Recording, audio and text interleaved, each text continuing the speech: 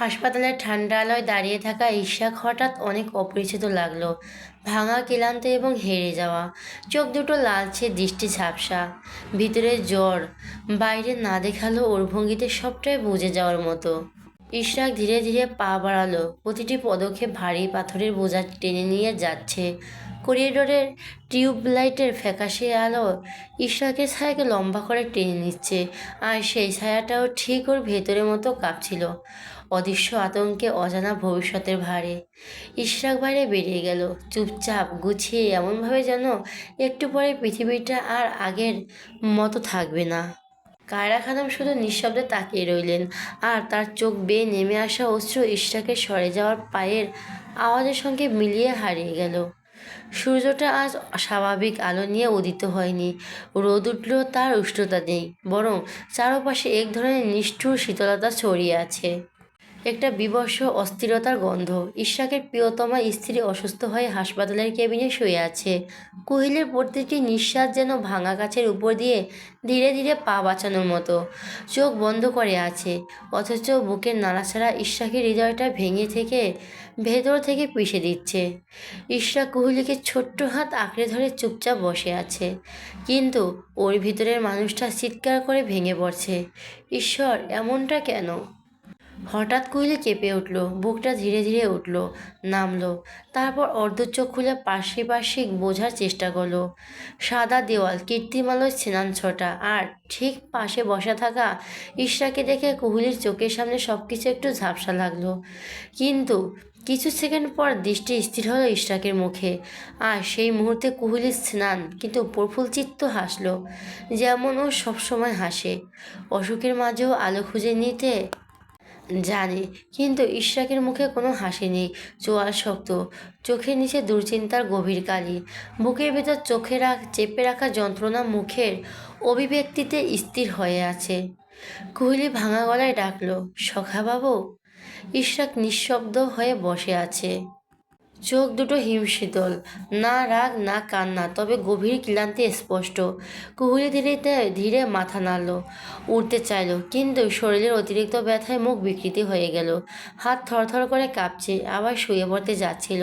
ঠিক তখনই ইয়াসা দৌড়ে এসে কোহলিকে আলতো করে ধরে উঠিয়ে বসতে সাহায্য করলো। ইয়াসা কোহলিকে শক্ত করে জড়িয়ে ধরল, ওর কাঁপা নিঃশ্বাসে কোহলির ঘাড়টা ভিজে উঠল। ইয়াসা কয়েকটা হালকা দুঃখ ভেজা চুমো কোহলির কপালে রেখে ফিসফিস করে প্রশ্ন ছুড়ে দিল, এখন কেমন আছিস?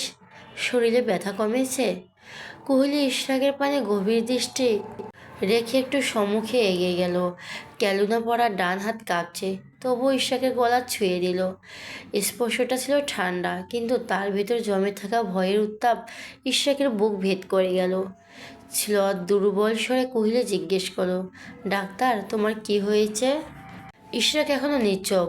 কোহলি প্রশ্ন বাতাসে ঝুলে রইল, কোনো উত্তর খুঁজে পেল না, শুধু মনিটরের টিকটক শব্দ আর কোহলির শ্বাসের হালকা ওঠানামা, সব কিছু মিলিয়ে রুমটা আরও থমথমে হয়ে উঠল।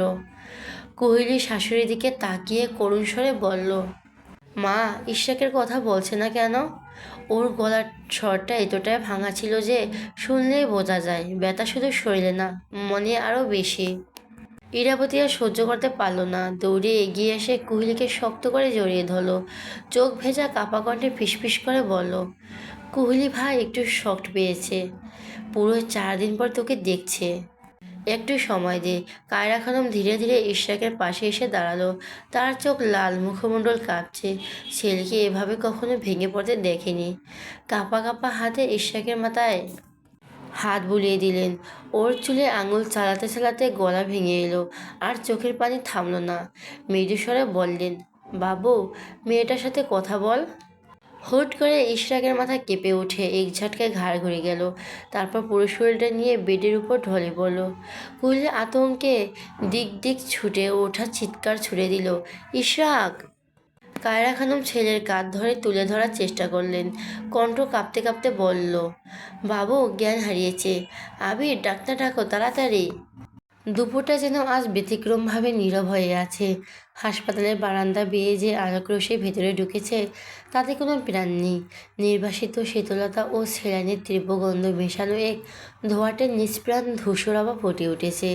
সে ক্লান্তিহীন বর্ণের মাঝে ইশরাক কোহলির পাশে বেডে একদম নিশ্চুপ নিস্তব্ধ হয়ে পড়ে আছে। সেলাইনের শিকায় গভীরভাবে বিঁধে থাকা সেলাইনের সুচ থেকে নিয়মমাফিক তরল এক ফোঁটা দু ফোঁটা করে নিচে নামছে। প্রতিটি ফোঁটার সঙ্গে যেন ঈশ্বরকে পুড়িয়ে যা খাওয়ার ক্ষত, কয়েকদিনের ক্লান্তি, যন্ত্রণা, আত্মগত দহন ধীরে ধীরে গলে পড়ে যাচ্ছে। কোহলি প্রাণপ্রিয় স্বামীর পানে শ্বাসরুদ্ধ দৃষ্টিতে তাকিয়ে আছে। মনে হচ্ছে কেউ যেন ওর বুকের ভিতর চেপে ধরে রেখেছে। কায়রা খানম ধীরে এসে কোহলির পাশে বসলেন। পর মুহূর্তে কোহলিকে দৃঢ়ভাবে আলিঙ্গন করলেন। তার কণ্ঠটা কেঁপে যাচ্ছে, তবুও নিজেকে সামনে বললেন, মা, আমার বাবু এই 3টা দিন একটু পানি পর্যন্ত স্পর্শ করেনি, শুধু তোর খোঁজে পাগলের মতো ছুটেছে। তিনি গলা ভারী করে এক মুহূর্ত থামলেন, তারপর আরও ঝোলট গতিতে বললেন, পুকুরে নেমে কতবার যে তোকে খুঁজেছে তার হিসাব নেই। চোখে ঘুম ছিল না, মাথা ভর্তি শুধু টেনশন ছিল। আমার ছেলেটা ডুকরে ডুকরে কেঁদেছে। কোহলির দৃষ্টি ঝাপসা হয়ে গেল, বুকে নিঃশ্বাস আটকে গেল। ইশরাকের নিস্তেজ হাতটা দেখে মনে হচ্ছে ও শুধু অসুস্থ নয়, পুরোপুরি ভেঙে গেছে। ইশরাক সজ্ঞানে ফিরতেই প্রথমে চোখের সামনে কোহলির মুখটা ভেসে উঠল। কোনো কিছু না ভেবে ছেলেদের সুচ টেনে খুলে ফেলল। অদম্য তাড়নায় দৌড়ে কোহলির দিকে এগিয়ে এলো। এক মুহূর্তের মধ্যে সবকিছু কেমন নিস্তব্ধ হয়ে গেল। ইশরাক প্রকাশ্যের স্থানে পাগলের মতো কোহলিকে বুকে টেনে নিল। ও হৃদয় ভেঙে কান্না বেরিয়ে এলো অপ্রতিরোধ্য ঢেউয়ের মতো। দৃশ্যটা দেখে কেবিনে থাকা সবাই নিঃশব্দে বাইরে সরে গেল। ওদের দুজনের মিলন যেন কোনো ব্যক্তিগত মহাজাগতিক ঘটনা। কোহলি নিজের শখের পুরুষকে বুকে মুখ গুজে অশ্রু বিসর্জন দিচ্ছে। এই এক আলিঙ্গনে বহুদিনের দুঃখ, কষ্ট, ভয় সব গলে যাচ্ছে। ইশরাক কান্না থামানোর চেষ্টা করেও পারছে না। দুটি হৃদয় আজ মনের সমস্ত ক্লান্তি ধুয়ে ছাপ করে দিচ্ছে একে অপরের উষ্ণতায়। হঠাৎ ইশরাক কাঁপা কণ্ঠে ফিসফিস করে বলল, জান, কেঁদো না, তাহলে তুমি আরও অসুস্থ হয়ে পড়বে। কোহলি মাথা নেড়ে কান্না থামাতে চাইছে, কিন্তু আবেগ ওকে ছাড়ছে না। কিছুতে অশ্রু থামছে না, নিজেকে স্থির করে রাখতে পারছে না। বাধ্য হয়ে ইশরাক কোহলির মুখখানা দু হাতে ধরে নিজের ঠোঁট মুখে ঠেকে হালকা করে কামড়ে ধরে রাখল, একটি নীরব গভীর আশ্বাসের স্পর্শ নিয়ে। কোহলির কান্না থেমে গেল। শুধু দুজনের নিঃশ্বাস, শ্বাস প্রশ্বাস মিলেমিশে তৈরি হলো এক নিখাদ শান্তির মুহূর্ত। কিছুক্ষণ পর ইশরাক ধীরে ধীরে নিজের ঠোঁট ছড়িয়ে নিল। তারপর দু হাতে কোহলির গাল আলতো করে মুখে ধরে সান্নিধ্য টেনে আনলো। ভাগা থমথমে গলায় গুঞ্জন সহিত জিজ্ঞেস করলো, ওহো, তোমার কষ্ট হচ্ছে? কোহলির চোখের পাতা জমে থাকা বিস্ময় আর মায়া মিশিয়ে শান্ত ভঙ্গিতে বলল। ইশরাকের মুখপানে তাকালো, খুব আস্তে কিন্তু নিঃশব্দ কোমলতায় ভরা সুরে জবাব দিল, তোমার এই একটুখানি ঠোঁটের স্পর্শ আমার সমস্ত যন্ত্রণাকে গলিয়ে পানি করে দিয়েছে। ইশরাক কোহলির চোখ দুটো আলতো করে তুলে ধরল, তারপর একে একে ওর দুই চোখের পাতায় গভীর মমতায় চুমু খেলো।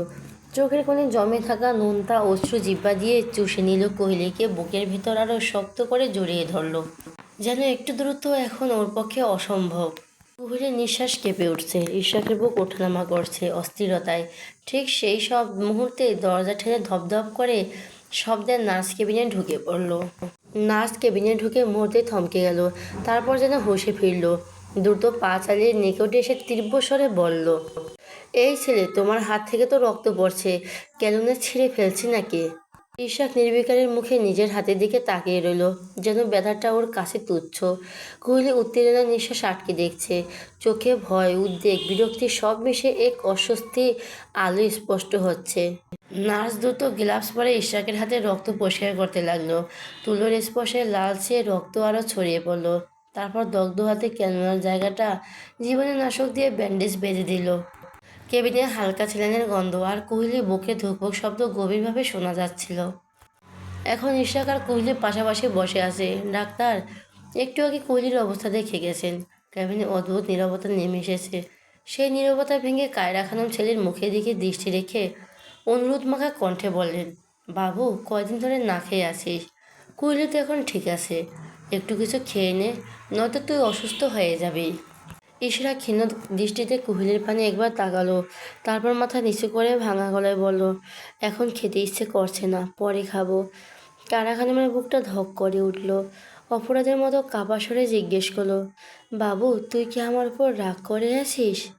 তিনি একটু থেমে আবার বললেন, আমি যদি জানতাম ওই দিন এমন কিছু ঘটবে তাহলে বৌমাকে আমি কোনোভাবেই পুকুর ঘাটে যেতে দিতাম না।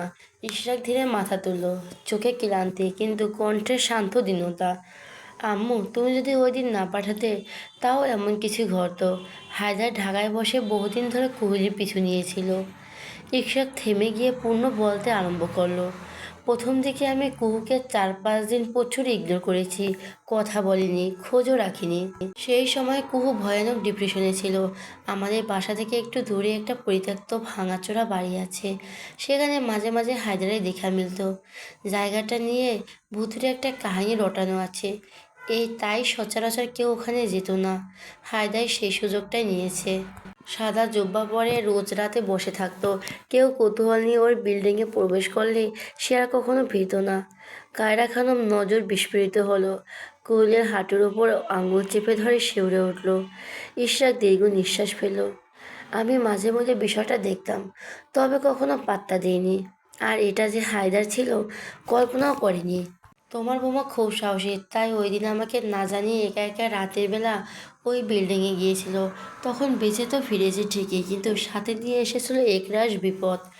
ঈশ্বর একটু থেমে খুব ধীরে যোগ করলো, ওই দিন আমি কুহুকে পুরো সত্যি কথা বলিনি, কারণ বললে খুব ভয় পেত। তাই ঠিক 1 সপ্তাহ পরে বাসা পাল্টে ফেলছি। সব কিছু থেকে দূরে সরে এসেছিলাম, কিন্তু বিপদ তো কখনই ঘোষণা দিয়ে আসে না। এক অদৃশ্য ঝড় এমনভাবে আমার সমগ্র দুনিয়াকে তছনছ করে দিয়েছে যে এখন দাঁড়িয়ে থাকা কঠিন মনে হচ্ছে। কুয়োর কিছু হলে হয়তো আমরা দুজনই একই কবলে নিচে মিলিয়ে যেতাম। আমার নিঃশ্বাস, আমার জীবন, সব কিছুই এখন ওর সঙ্গে বাঁধা। অতীত মনে পড়া মাত্রই হৃৎপিণ্ড যেন থমকে আসে। কুহলি ঝাপসা নজরে ঈশ্বরের দিকে তাকিয়ে আছে। ঈশ্বর কাঁপা কাঁপা কণ্ঠে মৃদুস্বরে বলল, হে ঈশ্বর, আমার আয়ুর বিনিময়ে তুমি ওকে সুস্থ করে দাও। ইয়াশা মন খারাপ করে কোহলির পাশে এসে বসলো। নজর বাঁকা করে জিজ্ঞেস করলো, কোহলি তুই কত ভাগ্যবতী এটা জানিস? কুলির শান্ত ভঙ্গিতে ইশারায় নিকট দৃষ্টি ফেরালো। ইয়াশা পূর্ণ বলল, আমার ভাইয়া যে তোকে কত ভালোবাসে তাই এই চারদিকে খুব ভালো করে বুঝেছি। ইয়াশা আরেকটু যোগ করলো, কি যে পাগলামো করেছে, পুকুরের দৃশ্য বলতে পারি না, পুরো গ্রাম যেন উল্টে পাল্টে ফেলছে। কোহলি ভাঙা হৃদয় নিয়ে এবার ঈশাকের দিকে তাকালো। ঠোঁট জোড়া থরথর করে কাঁপছে। ঈশাক সান্নিধ্যে এগিয়ে গিয়ে ইয়াশাকে চোখে ইয়াশা নিষেধ করলো, আর কিছু বলিস না। এরপর কোহলিকে বুকে জড়িয়ে নিল, মাথায় আলতো করে চুমু খেয়ে ফিসফিস করে, কেঁদো না, আমি আছি তো, আর কখনো তোমায় একা ছাড়বো না, সারা জীবন আমার হৃদয়ের মধ্যখানে আগলে রাখবো। আনিসুদ্দিন কিছুক্ষণ আগে লুকিয়ে লুকিয়ে মেয়েকে দেখতে হসপিটালে এসেছেন। কিছুক্ষণ বুকে জড়িয়ে রেখে কাঁদতে কাঁদতে আবার তারা দেখিয়ে চলে গেলেন। বাতাস এখন আর সে শিশির বেলা সুবাস নেই। দিনের আলো আগের মতো উজ্জ্বল হলেও মনে পড়ে সেই সব মুহূর্তের ছায়া, যে মুহূর্তগুলো আর ফিরে আসে না।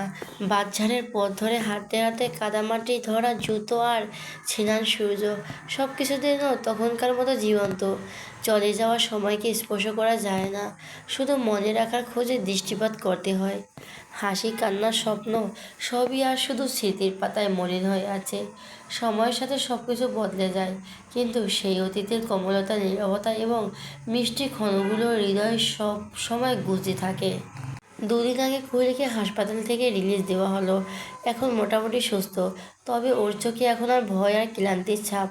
পরিবার আর ইশরাক খুব যত্নে রাখছে, এই শান্তিটুকুই ও এখানকার ভরসা। এদিকে হায়দারকে গ্রেপ্তারের পর পুরো বিষয়টি দ্রুতগতিতে আদালতে পৌঁছায়।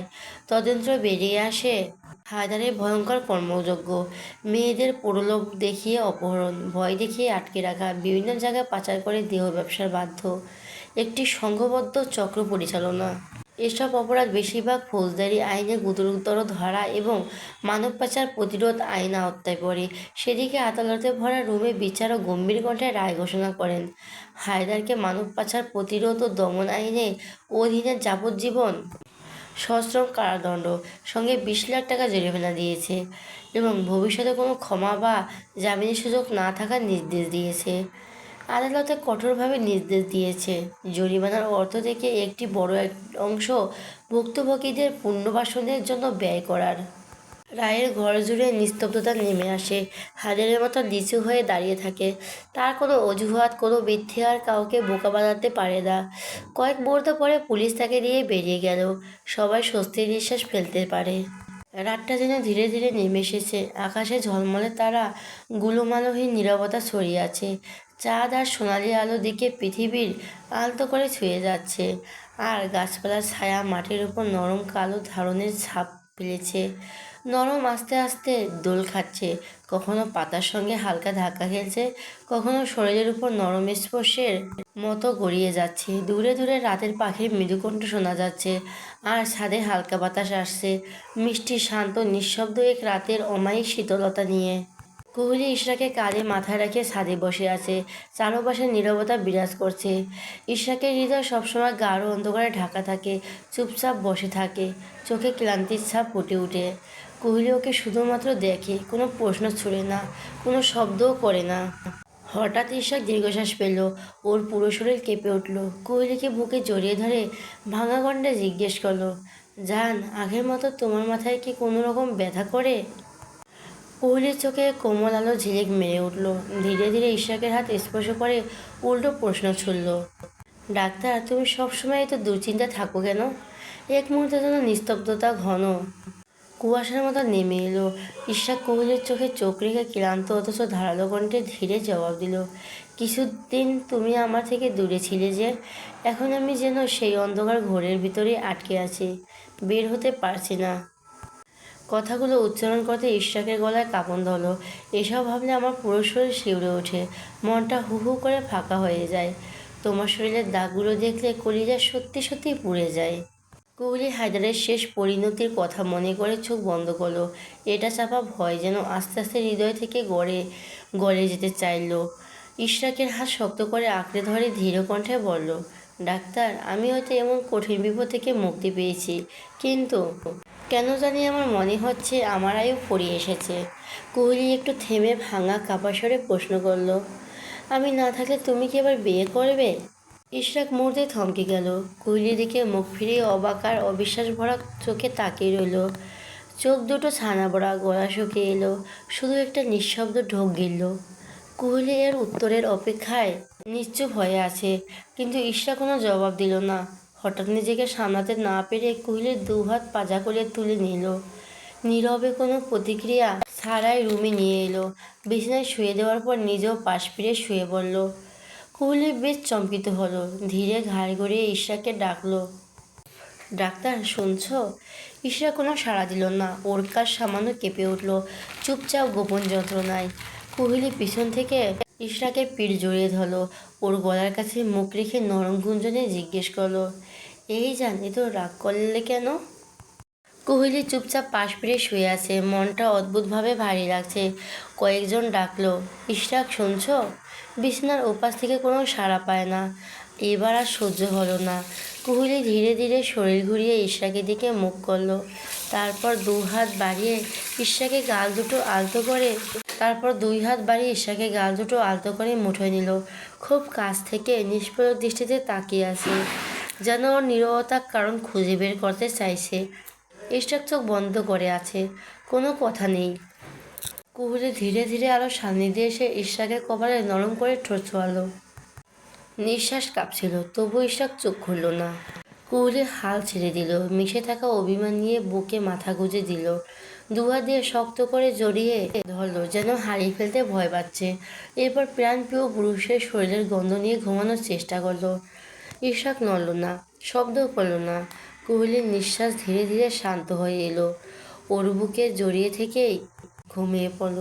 দুজন একই বিছানায়, কিন্তু নীরবতার দূরত্ব বিশাল। ঘড়ির কাঁটা চুপচাপ এগিয়ে চলছে, চতুর্পাশ নিঃশব্দ। জানালা দিয়ে ঢুকে আসা চাঁদের আলো ঘরের কোণে নরম ছায়া ফেলে রেখেছে।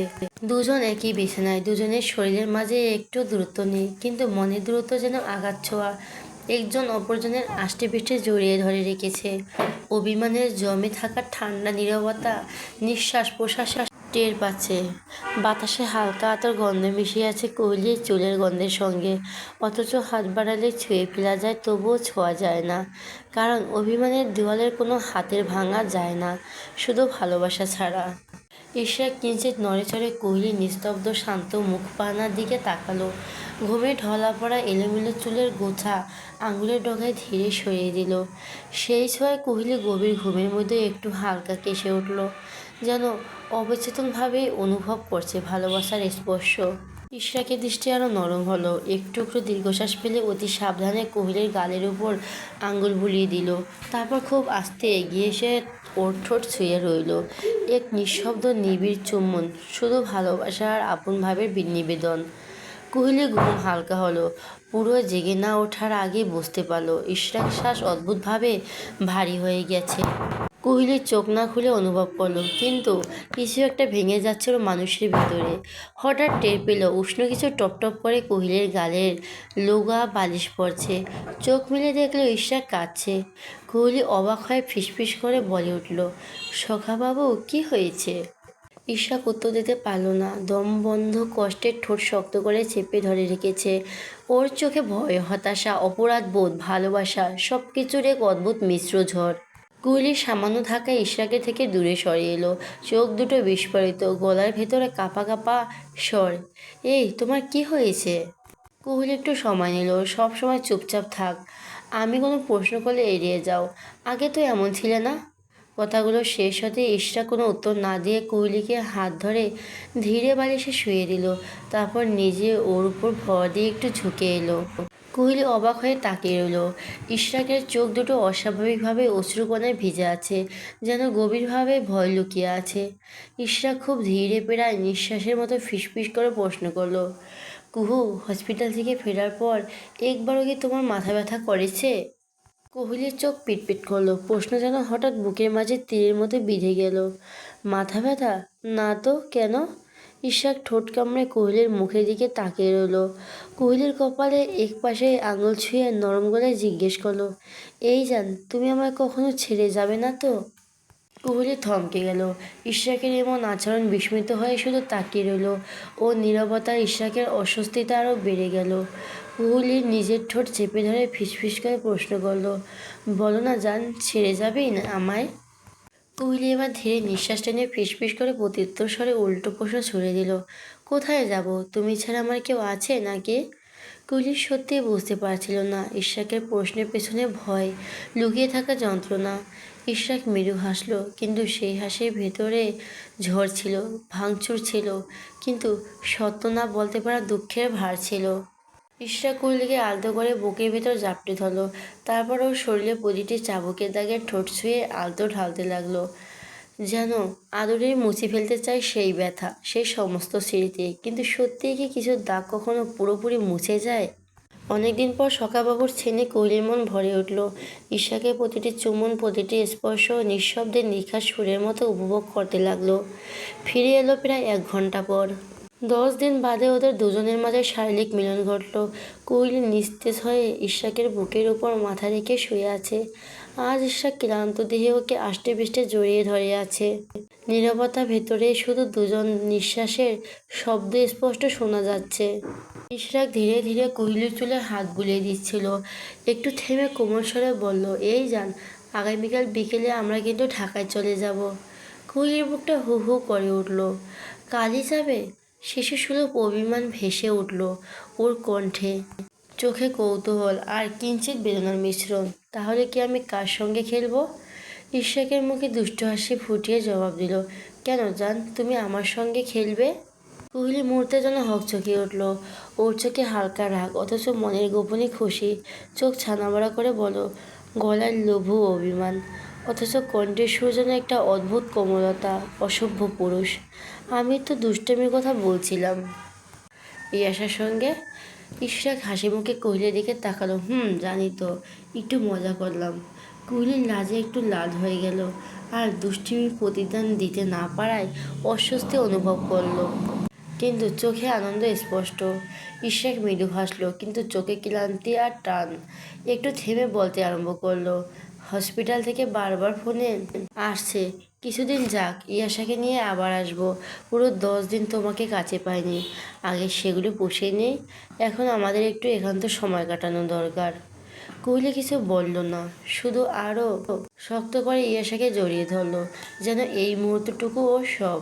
ভোরের নরম আলো আকাশ ছুঁয়ে আসে, শীতল হওয়ার পাখির কুজন, ঘাসের ভেজা গন্ধ আর ফুলের হালকা সুবাস মিলেমিশে সকালে আলোকিত করে সব কিছু, যেন শান্ত তাজা নতুন দিনের অপেক্ষায়। ইশরাক ঘুম থেকে উঠে কোহলিকে গোসল করিয়ে ফ্রেশ করে চুল ভালোভাবে মুছে দিল। কোহলি রুম থেকে বেরিয়ে দৌড়ে রান্নাঘরে প্রবেশ করলো। শাশুড়ি কায়রা খানমকে পিছন থেকে জড়িয়ে ধরে গালে টুপাটুপ কয়েকটা চুমো খেলো। কায়রা খানমের মুখে খুশির ছাপ। আহ্লাদে স্বরে বললেন, মা এত তাড়াতাড়ি উঠলে কেন? ইশরাকের সঙ্গে কোহলি ইতস্ত বোধ করে প্রশ্ন করলো, একটু কাজ করি। কায়রা খানম কপাল চেপে ভাঁজ করলেন, একদম না, তুই অসুস্থ, কোনো কাজে হাত দিবি না। ইয়াশা কোথায় দেখ। কোহলি দৌড়ে রান্নাঘর থেকে বের হয়ে উঠানে এলো। ইয়াশা চেয়ার নিয়ে পেয়ারা গাছের নিচে বসে আছে। কোহলির পাশে এসে দাঁড়াতে ইয়াশা প্রফুল্ল চিত্তে বলল, ভাবি তুই তো গাছে উঠতে পারিস, পেয়ারা পার, লবণ মরিচ মাখিয়ে খাবো। কোহলি গাছে উঠছে, ইয়াশা পাশে দাঁড়িয়ে ঝুঁকে পা ঠেলছে, যেন কোহলিকে গাছে উঠতে উৎসাহ দিচ্ছে। বহু কষ্টে কোহলি পেয়ারা গাছের মোটা ডালের উপর পা রাখলো। ডাল কিছুটা দুলছে, কিন্তু ভয় না পেয়ে সোজা হয়ে বসে পড়লো। তারপর ঝটপট কয়েকটা পেয়ারা ছিঁড়ে নিচে ফেললো। এবার ডালে পা ঝুলিয়ে বসে বসে খেতে আরম্ভ করলো। কোহলির হাসি বাতাসে ভেসে যাচ্ছে, আনন্দিত হয়ে খাচ্ছে। ইয়াশা নিচে দাঁড়িয়ে পেয়ারার ক্যাচ নিচ্ছে। এরপর নিজেও কিম্পুত আনন্দে খেতে শুরু করলো। চতুর্পাশে সবুজ পাতার মাঝে রোদ খেলা করছে, আর পাখির কোহলির খুশির সঙ্গে যেন গান গাইছে। ইশাক ফ্রেশ হয়ে রুম থেকে বেরিয়ে এলো। রান্নাঘরে ঢুকে মাকে জড়িয়ে ধরলো। আদরের স্বরে ফিস করে জিজ্ঞেস করলো, আম্মু কুহু কোথায়? কায়রা খানম উৎফুল্ল হয়ে হেসে পাল্টা প্রশ্ন ছুড়ে দিলেন, দেখ তো আব্বু, ওরা দুজন পেয়ারা গাছের নিচে কি করছে? ইশরাক জানালা দিয়ে বাইরে তাকালো। কুহলির গাছের ডালে বসে ইয়াশা নিচে, দুজন মিলে হাসছে, খেলছে আর মিষ্টি পেয়ারা খাচ্ছে। এই ছোট্ট দৃশ্যে যেন পুরো পৃথিবীর সব সুখ ঢুকে পড়েছে। ইশরাকের মুখে অল্প স্বল্প হাসি ফুটল। মায়ের দিকে তাকিয়ে বলল, আম্মু দেখো বাচ্চা দুইটার কাণ্ড। কায়রা খানম ফিরে তাকিয়ে হেসে উঠলেন, একটু শব্দ করে হাসলেন, চটজলদি বললেন, আব্বু মেয়েটা পড়ে যাবে, আগে গিয়ে নিচে নামা। ইশাক দ্রুত উঠানে এলো। ইয়াশা ভাইকে দেখে আশ্চর্য হয়ে দিক বিদিক তাকালো, তারপর বাড়ির পিছনে ছুটে গেল। কুহলি গাছে বসে চিৎকার করলো, ওই মহিলা আমার নিয়ে যা। ইশরাক চোখ মুখ কঠোর করে গাছের দিকে তাকালো। কোহলি ভয় পেয়ে শুকনো ঢোক গেল। আশেপাশে তাকিয়ে প্রাণপ্রিয় শাশুড়ি মাকে খুঁজলো, কারণ এখন এমন বিপদ থেকে বাঁচানোর একমাত্র ভরসা কেবল উনি। ইশাকের হাতে একটা শুকনো লাঠি তুলে দিল। কোহলি পায়ের কাছে আলতো করে ছুঁয়ে বলল, নিচে নামো, আজ তোমাকে শাস্তি দেব। কোহলি ভয়ে পা সরিয়ে আরও উপরে উঠে গেল। না না, তুমি আমাকে মারবে। মা এদিকে আসো না, তোমার মেয়ে আমাকে গাছে তুলে ফাঁসিয়ে দিয়েছে। ইশরাক এবার বুঝতে পারছে না হাসবে নাকি রাগ দেখাবে। ঠোঁট চেপে হাসি লুকিয়ে গম্ভীর স্বরে বলল, কুহু নামও বলছি, পড়ে যাবে। কোহলি গলা কাঁপিয়ে নিচের দিকে তাকালো। আমি নামবো কীভাবে? খুব উঁচুতে এসেছি, পা কাঁপছে। ওদিকে ইয়াশা বাগানের আড়ালে দাঁড়িয়ে মুখ চেপে হাঁটছে। রান্নাঘরে জানালায় ভর দিয়ে দাঁড়িয়ে কায়রা খানম ছেলের আর পুত্রবধূর কাণ্ড দেখে চুপিচাপ মুচকি হাসছে। মনে মনে ভাবছেন, ওদের দুজনের এমন খুনসুটি আজন্মকাল থাকুক। কোহলি বারবার চেষ্টা করলো, কিন্তু গাছ থেকে নামতে পারছে না। ইশরাক এসে দাঁড়িয়ে হাত ছড়িয়ে বলল, লাফ দাও, আমি ধরবো। কিন্তু কোহলির সাহস কমে গেছে, হাত পা কাঁপছে, ভয় পাচ্ছে। অবশেষে বাধ্য হয়ে এক লাফ দিল। ইশরাক মুহূর্তের মধ্যে কোহলিকে বুকে জড়িয়ে ধরলো। সব ঠিক আছে বলে স্বস্তির নিঃশ্বাস ছাড়লো, কিন্তু রাগের ভান এখনো চোখে। ইশরাক কোহলিকে কোল থেকে নামিয়ে কড়া গলায় ডাক দিল, এসো। ভয়ে গুটিসুটি পায়ে এগিয়ে এসে ইয়াশা উঠানে দাঁড়িয়ে রইল। ইশরাক সিঁড়িতে বসে রয়েছে। কোহলি আর ইয়াশা একপাশে কান ধরে দাঁড়িয়ে আছে। নীরবতা উত্তেজনার সম্মিশ্রণে চারিদিক যেন সময় থমকে গেছে। কায়রা খানম দরজায় এসে দাঁড়াতে ইয়াশা তড়াক করে চেঁচিয়ে উঠল, আম্মু, ভাইয়া কিছু বলো না। কায়রা খানম হেসে ফেললেন। কোহলি দৌড়ে গিয়ে শাশুড়ি মার পাশে এসে দাঁড়ালো। হাঁপাতে হাঁপাতে বলল, হু হু, কান ধরতে আমার বয়ে গেল। আমি কাউকে তো ভয় পাই না। ইয়াশা পাশে দাঁড়িয়ে মুখ ভেঙচি কাটলো। আমাদের খুব ক্ষুধা পেয়েছে, তুমি কান ধরে বসে থাকো ভাইয়া, আমরা কিন্তু খেতে গেলাম। ইশরাক হতভম্ব হয়ে দুজনের পাল্টাপাল্টি নাটকীয়তা তাকিয়ে রইল। আর কায়রা খানম হেসে মাথা নাড়লেন। চল আব্বু, নাস্তা রেডি, আগে তোরা খেয়ে নে। সকালের হালকা রোদ খিচকে জানালার কাছে পড়ছে। ঘরের মধ্যে তাজা চায়ের গন্ধ ভরে আছে। ডাইনিং টেবিলের চারপাশে পরিবার জড়ো। কিছুক্ষণ আগে কোহলির বাবা এসেছেন, সঙ্গে বিভিন্ন ধরনের ফল ফলাদি আর সবার জন্য কাপড় চোপড় নিয়ে। কোহলি আর ইয়াশা খুলে খুলে দেখছে। আনিসউদ্দিন ছলছল নয়নে মেয়ের দিকে তাকিয়ে রইলেন। ইয়াশা ব্যাপারটা লক্ষ্য করে পাশে এসে বসলো। এবার মৃদু স্বরে বলল, বাবা কাঁদবেন না, সব কিছু ঠিক হয়ে যাবে। আনিসউদ্দিন আর নিজেকে দমাতে পারল না, হু হু করে কাঁদতে আরম্ভ করলেন। কোহলি দ্রুত উঠে এসে বাবার চোখের পানি মুছিয়ে দিল। ভাঙা স্বরে বলল, বাবা, আজ তোমার কি হয়েছে? কাল আমরা ঢাকায় যাব, এই জন্য কাঁদছ? আনিসুদ্দিন শুধু মাথা নাড়লেন। এবার ইশরাকের হাত শক্ত করে ধরে কান্নাজড়িত কণ্ঠে বললেন, তুমি আমার শস্য ভরসা।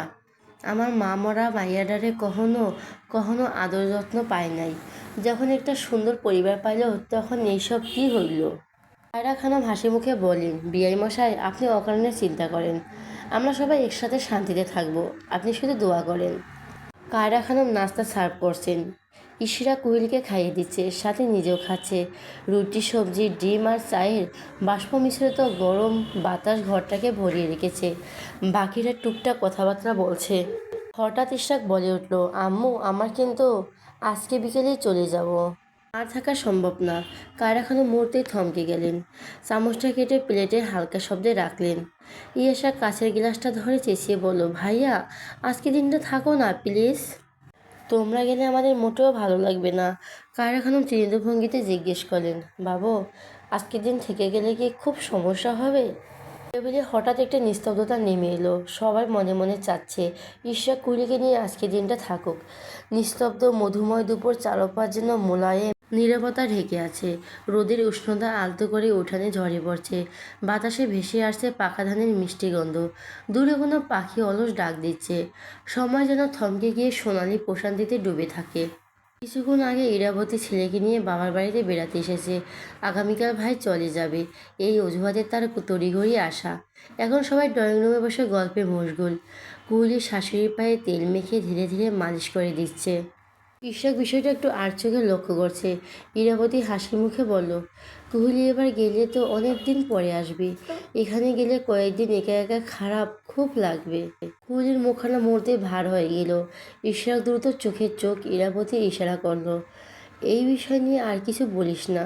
ঠিক তখনই ইয়াশা বলে উঠল, ভাইয়া, তুমি তাহলে একা যাও, কুহুলি কিছুদিন থাকুক, পরে আম্মু গিয়ে দিয়ে আসবে। ইশরাক মাথা তুলে কুহিলির পানে দৃষ্টি ফেরালো। অন্তরে শুধু একটা প্রার্থনাই, ঈশ্বর প্লিজ কুহিলি যেন এমন প্রস্তাবে রাজি না হয়। কায়রা খানম ইয়াশার কথায় সায় দিলেন। কুহিলি নরম স্বরে প্রত্যুত্তর করল, না, তোমার ছেলে আমি না থাকলে ঠিকমতো খাবে না, ঘুমাবেও না, মন খারাপ করবে। এখন যাই, আবার কিছুদিন পরে আসবো। ইয়াশার চোখে টিপে বিদ্রুপের সুরে প্রশ্ন করল, কি ভাইকে ছাড়া থাকতে পারবি না, তাই চলে যেতে চাইছিস? কোহলি মৃদু হাসল, মুখে কোনো দুষ্টি ভঙ্গি, কিন্তু চোখে ছিল অদ্ভুত এক সরলতা, যেন কথাগুলো শুধু মজা নয়, অনুভবের সত্যি। খুব ধীরে জবাব দিল, ঠিকই বলেছিস, ওর থেকে দূরে থাকলে আমার মোটেও স্বস্তি লাগে না। ইশরাক লজ্জা পেয়ে হালকা কাশলো, যেন বিষয়টা আড়াল করতে চাইছে। তারপর বাঁকা নজরে কোহলির দিকে তাকালো। ওর চোখে কৃতজ্ঞতা আর ভালোবাসার মিশ্র ঝিলিক। মনে হচ্ছে এইটুকু বাক্যে কোহলি যেন ইশরাকের পুরো বিশ্ব উপহার দিল। ইরাবতী ঠোঁট টেপে হাসলো। কায়রা খানম চোখে মুখে তৃপ্তির ছাপ নিয়ে বললেন, এই দেখ, এটাই তো সংসারের আসল মজা, একে অপরকে ছাড়া থাকতে না পারা।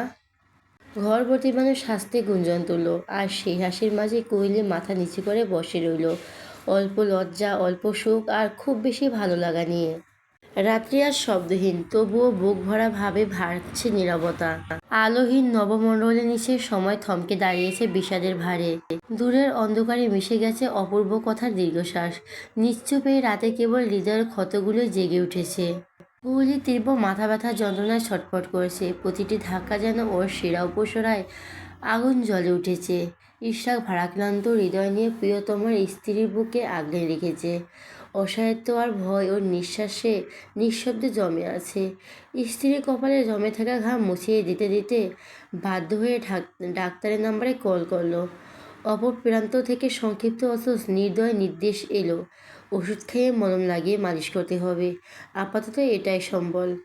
কল বিচ্ছিন্ন হওয়ার পরে ইশরাকের বুকের ভেতর কেমন যেন শূন্যতা নামলো। ইশরাক জানে এই যন্ত্রণা নিছক মাথা ব্যথা নয়, নিঃশব্দ অগ্রাসন, যা ধীরে ধীরে ওর প্রিয় মানুষটাকে অন্ধকারের দিকে ঠেলে দিচ্ছে। তবুও ইশরাক নিজেকে শক্ত করে তুলল।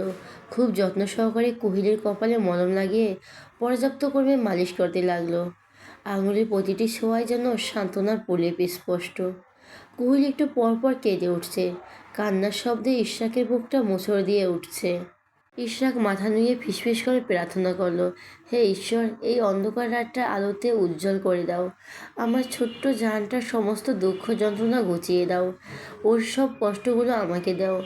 ও যেন নির্বিঘ্নে হাসতে পারে, নিশ্চিন্তে নিঃশ্বাস নিতে পারে। এই একটুখানি শান্তি তোমার কাছে আমার চাওয়া। কুহুলি হঠাৎ শোয়া থেকে উঠে বসলো। গভীর রাতের নিঃশব্দতা ভেঙে ওর নিঃশ্বাসের শব্দ ভারী হয়ে উঠল। অশ্রুসিক্ত চোখে ইশরাকে উন্মুক্ত বুকে হাত রাখলো, যেন সেই স্পর্শের খানিকটা আশ্রয় খুঁজেছে। কুহিলির ঠোঁট যুগল কাঁপছে, পুরো শরীর জুড়ে অসহ্য যন্ত্রণার কম্পন। কাঁপা কাঁপা কণ্ঠে ফিসফিস করে বলল, ডাক্তার, এমন যন্ত্রণার ভার আমি আর নিতে পারছি না। আমাকে মেরে ফেলো প্লিজ। মনে হচ্ছে মাথার ভিতর কেউ হাতুড়ি পেটা করছে। কথাগুলো পাথরের মতো ইশরাকের বুকের ভেতর আছড়ে পড়ল। মুহূর্তের মধ্যে দু হাতে কুহিলের গাল মুঠোয় তুলে নিল। চোখে চোখ রেখে তাকালো। ভয়, অসহায়ত্ব আর আগাম ভালোবাসা একসঙ্গে ঝিলমিল করছে। ইশরাক ভাঙা কণ্ঠে নিজেকে শক্ত করে ধরে রেখে উত্তর দিল, কুহু, আগামীকাল ঢাকায় গিয়ে বড় কোনো ডাক্তার সাজেস্ট করব। জান, এখন একটু সহ্য করে নাও। ইশরাক কুহিলিকে আরো শক্ত করে বুকে টেনে নিল। ওর মনে হচ্ছে যদি পারতো এই যন্ত্রণার সবটুকু নিয়ে নিজে বয়ে নিত। রাতটা যেন আরো দীর্ঘ হয়ে উঠল। আর সেই দীর্ঘতার মাঝে দুটি হৃদয় নিঃশব্দে লড়াই করে চলল, একটি যন্ত্রণা সহ্য করার, অন্যটা প্রিয় মানুষটিকে বাঁচিয়ে রাখার। কুহিলি দুহাত দিয়ে মাথা চেপে ধরে ইশরাকের কোলে বসে আছে। অসহ্য যন্ত্রণায় শরীর কাঁপছে, নিঃশ্বাসগুলো ভাঙা ভাঙা হয়ে বেরিয়ে আসছে। ইশরাক ধীরে ধীরে প্রিয়তমার মাথায় হাত বুলিয়ে দিচ্ছে, আঙুলে আঙুলে চুল টেনে দিচ্ছে, যেন এই সামান্য ছোঁয়াতে কুহিলির ব্যথার তীব্রতা একটু কমে আসে। যন্ত্রণায় ছটপট করতে করতে কুহিলির শরীরটা ধীরে ধীরে নিস্তেজ হয়ে এলো। সমস্ত শক্তি নিগড়ে নিয়ে ইশরাকের বুকে ঢলে পড়ল। কান্না ভেজা কণ্ঠে ছোট্ট একটি আবদার করলো, ডাক্তার, ব্যথা একটু হালকা হয়েছে, আমাকে শক্ত করে জড়িয়ে ধরো প্লিজ। ইশরাক সঙ্গে সঙ্গে কুহিলিকে আগলে নিল। বুকের উষ্ণতা যেন সমস্ত শরীরটা ঢেকে দিল, যেন বাইরের পৃথিবীর কোনো কষ্ট আর গায়ে না লাগে। মুখখানা সামান্য ঝুঁকিয়ে ফিসফিস করে বলল, কুহু, চুপ করে বসে থাকো, একদম নড়াচড়া করো না, দেখবে সব কিছু ঠিক হয়ে যাবে। কথাগুলো কুহিলের জন্য যতটা কঠিন, তার চেয়েও বেশি কঠিন ইশরাকের মনকে সান্ত্বনা দেওয়ার চেষ্টা করা। কারণ নিজের ভেতরের ভাঙন চেপে রেখে ইশরাক প্রিয়তমাকে শক্ত হতে বলছে। কুহিলের চোখের কোণ বেয়ে এক ফোঁটা অশ্রু গড়িয়ে পড়ল। ওর ক্লান্ত দেহটা পুরোপুরি ইশরাকের শরীরে এলিয়ে দিয়ে মৃদু স্বরে বলল, ডাক্তার, আমি মরতে চাই না। জানো, তোমার সঙ্গে বুড়ি হওয়ার আমার কত শখ। একসঙ্গে সাদা চুল হবে, ঝগড়া করব তুচ্ছ বিষয়, আমার নিজেরাই হাসবো। আমাদের একটা মেয়ে হবে, ওর বিয়ে দেব, নাতি নাতিদের সঙ্গে খেলবো, আরও কত কি। একটু থেমে কুহিলি প্রগাঢ় নিঃশ্বাস নিল। কণ্ঠ ভেঙে এলো, শব্দগুলো ভারী হয়ে উঠল। আবার বলতে আরম্ভ করলো, কিন্তু মনে হচ্ছে আমার শেষ ইচ্ছাটা পূরণ হবে না। আমি তোমাকে হারিয়ে ফেলবো। কোহলি চোখ দুটো শক্ত করে আবদ্ধ করলো। এই অন্ধকারে 3.5 হাত মাটির নিচে আমি তোমাকে ছাড়া থাকবো কিভাবে। ইশরাক হঠাৎ কেঁপে উঠল। কোহলিকে ওর বুক থেকে সরিয়ে দু হাতে বাহুবন্ধনে শক্ত করে আঁকড়ে ধরলো। উত্তেজনার জ্বালায় ওর চোখ ঝলমল করছে। মাথা নাড়িয়ে বলে উঠল, একদম এসব বলবে না। তিনি কিছু বলতে গেলে ইশরাক ওর মুখ চেপে ধরলো, চোখে চোখ রেখে রুষ্ট কণ্ঠে বলল, কুহু, একদম চুপ থাকো। তুমি আর একটা কথাও বলবে না। আমি এসব একদম শুনতে চাই না, নয়তো খুব বকবো। তুমি এখন ঘুমাবে। কুহুলি কিছু একটা বলতে চাইলো, কিন্তু শব্দে বেরোতে পারলো না। ইশরাকের শক্ত করে আঁকড়ে ধরা হাত আর কঠোর চোখ ওকে স্তব্ধ করে রেখেছে। কুহুলি নিঃশব্দে ইশরাকের গাল স্পর্শ করলো। হৃদয়টা ধীরে ধীরে শান্ত হতে শুরু করলো।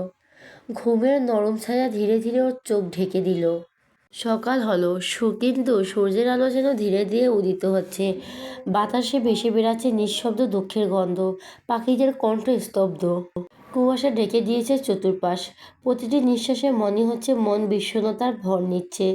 ঘরে কোণে একাকী ছায়ার মতো দাঁড়িয়ে আছে সময়, নিস্তব্ধতার ভারে মাথা ঝুঁকিয়ে।